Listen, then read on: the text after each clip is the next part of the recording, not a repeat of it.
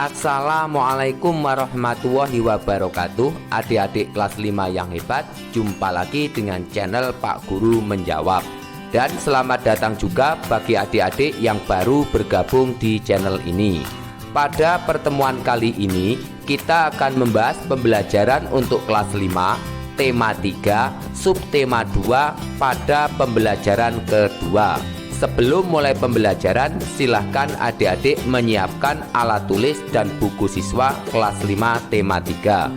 Dan agar channel ini terus berkembang dan terus memberi manfaat, jangan lupa untuk subscribe, like, dan share.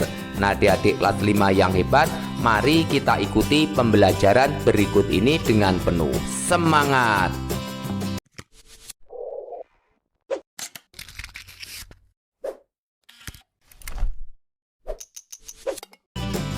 Adik-adik kelas 5 yang hebat, mari kita mulai pembelajaran hari ini. Bukalah buku siswa kelas 5 tema 3 subtema 2 pada pembelajaran kedua halaman 52. Udin, Siti, dan Lani sedang berbincang-bincang di depan kelas. Mereka baru saja selesai beraktivitas di luar kelas. Sinar matahari pada siang itu sangat terik dan menyengat. Mereka terlihat lelah dan kehausan. Selanjutnya silahkan adik-adik menyimak percakapan Udin, Siti, dan Lani. Lalu setelah selesai menyimak percakapan, diskusikan dengan teman sebangkumu bagaimana diare bisa terjadi dan apa yang menyebabkan diare. Jawab: diare terjadi ketika makanan dan cairan yang dimakan berlalu terlalu cepat dan atau terlalu besar jumlahnya pada saluran pencernaan usus. Secara normal, usus besar akan menyerap cairan dari makanan yang kamu makan dan meninggalkan kotoran atau tinja yang setengah padat. Akan tetapi, ketika cairan dari makanan yang kamu makan tidak diserap, maka hasilnya adalah kotoran atau feses yang cair atau encer. Penyebab diare diantaranya infeksi virus, infeksi bakteri, intoleransi makanan, alergi makanan, penyakit usus, dan gangguan usus fungsional atau stres. Selanjutnya, mari bersama-sama kita membaca bacaan pada halaman 52. Ayo membaca. Diare ditandai dengan encernya tinja atau feses yang dikeluarkan atau buang air besar dengan frekuensi lebih sering dibandingkan dengan biasanya. Pada umumnya, diare terjadi akibat mengkonsumsi makanan atau minuman yang terkontaminasi. Faktor penyebab diare secara umum.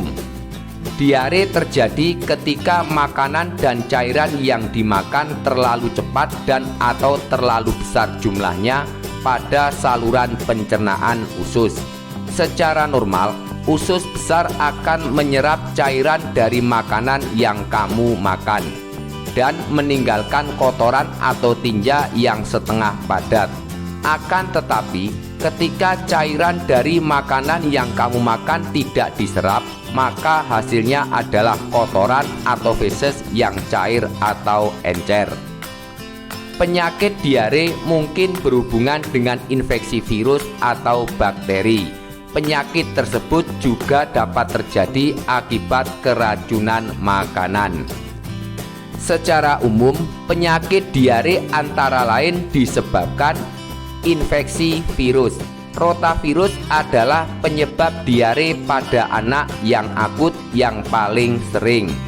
Infeksi bakteri dan parasit masuk melalui makanan dan minuman yang terkontaminasi. Intoleransi makanan terjadi pada sebagian orang yang intoleransi terhadap gula pada susu, sehingga diare terjadi setelah makan atau minum produk susu. Alergi makanan biasanya reaksi negatif terhadap obat-obatan. Banyak obat yang dapat menyebabkan diare, biasanya alergi terhadap antibiotik. Sementara antibiotik sebenarnya membantu membunuh bakteri baik dan jahat yang dapat mengganggu keseimbangan bakteri baik dalam usus. Penyakit usus biasanya menimbulkan diare kronis dengan banyak penyebab. Dan yang terakhir adalah gangguan usus fungsional atau stres. Adik-adik kelas 5 yang hebat, di antara teman-temanmu di kelas pasti ada yang sudah pernah sakit diare. Cobalah bertanya kepada teman-temanmu gejala apa saja yang ditimbulkan oleh gangguan diare. Gejala diare secara lebih lengkap, tanda dan gejala yang biasanya menyertai penyakit diare antara lain buang air besar encer dan sering, kram perut, nyeri perut, demam, darah dalam tinja, dan kembung. Jadi, mengapa diare dapat sangat berbahaya? Jawab, karena saat terjadi diare, tubuh anak akan kehilangan cairan. Jika cairan yang hilang tidak diimbangi dengan masukan cairan yang cukup, maka dapat menyebabkan dehidrasi, bahkan dehidrasi berat. Dehidrasi berat ini dapat menimbulkan stres pada jantung dan paru, serta terjadinya syok yang membahayakan nyawa. Kemudian pada Ayo Berdiskusi halaman 54. Sekalipun iklan yang umumnya terdapat di media elektronik berbeda-beda, ada satu persamaan dalam bahasa iklan yang digunakan. Setiap bahasa iklan tersebut ternyata memiliki ciri-ciri yang sama. Apakah ciri-ciri yang dimiliki oleh bahasa iklan? Bentuklah sebuah kelompok yang terdiri atas 4 siswa. Tuliskan dalam kolom berikut ini kalimat-kalimat iklan yang biasa kamu ingat dan kamu ketahui di media elektronik, misalnya televisi, radio, atau internet. Diskusikan ciri-ciri bahasa iklan elektronik yang terdapat dalam kalimat tersebut. Kemudian presentasikan di depan kelas hasil diskusi kelompokmu. Berikut adalah contoh jawaban untuk melengkapi kolom pada halaman 55 bagian atas. Nomor 1, nama iklan, iklan Sprite. Kalimat iklannya, Sprite nyatanya nyegerin.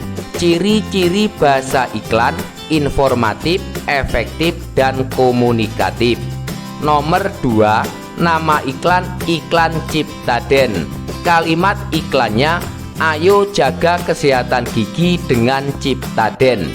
Ciri-ciri bahasa iklan, persuasif atau membujuk, komunikatif, informatif, dan efektif. Nomor 3, nama iklan, iklan Yakult. Kalimat iklannya, cintai ususmu, minum Yakult setiap hari. Ciri-ciri bahasa iklan, persuasif atau membujuk, komunikatif, informatif, dan efektif. Nomor 4, nama iklan, iklan OLX. Kalimat iklannya, OLX cara tepat, jual tepat. Ciri-ciri bahasa iklannya, efektif, informatif, dan komunikatif. Selanjutnya, berdasarkan hasil diskusi dengan kelompokmu, buatlah kesimpulan tentang ciri-ciri bahasa iklan pada kolom berikut. Mari bersama-sama kita mengisi kolom halaman 55 bagian bawah. Ciri-ciri bahasa iklan adalah jelas, singkat, mudah dipahami, menarik, dan mengajak orang. Kemudian pada Ayo Berlatih halaman 56. Dalam kelompok yang terdiri atas 4 orang siswa, cari tahu tentang properti tari yang terdapat dalam tari-tarian yang terdapat dalam kolom di bawah ini.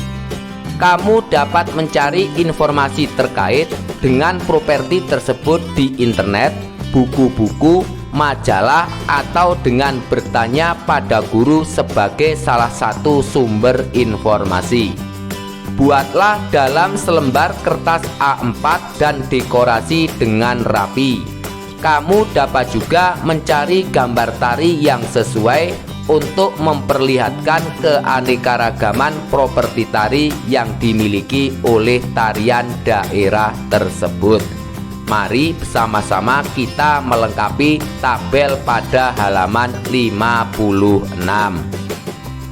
Nama tarian tari reog, asal daerah Ponorogo, Jawa Timur. Properti tarinya topeng reog. Nama tarian tari kuda lumping, asal daerah Jawa Tengah. Properti tari yang digunakan kuda lumping. Nama tarian tari jaipong, asal daerah Jawa Barat. Properti tari selendang. Nama tarian tari baksa kembang, asal daerah Kalimantan Selatan. Properti tari yang digunakan rangkaian bunga. Nama tarian tari serampang 12, asal daerah Riau. Properti tari sapu tangan. Nama tarian tari merak, asal daerah Bali. Properti tari yang digunakan bokor. Kemudian nama tarian tari topeng Cirebon, asal daerah Jawa Barat. Properti tari yang digunakan topeng.